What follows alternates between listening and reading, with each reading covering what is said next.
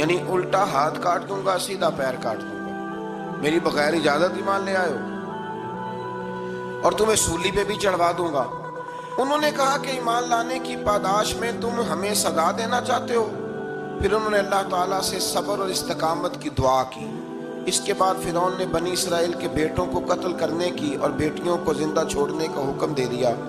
موسیٰ علیہ السلام نے قوم کو صبر کی تلقین کی اور کہا کہ نیک انجام اہل تقویٰ کے لیے۔ یہاں ایک لطیف بات ہمارے صوفیاء نے بھی لکھی ہے۔ صوفیاء کہتے ہیں کہ فرعون نے کلمہ نہیں پڑھا اور جادوگر کلمہ پڑھ گئے۔ وہ کس طرح کلمہ پڑھ گئے؟ تو کہنے لگے دراصل انہوں نے آتے ہی حضرت موسیٰ کا ادب بڑا کیا تھا۔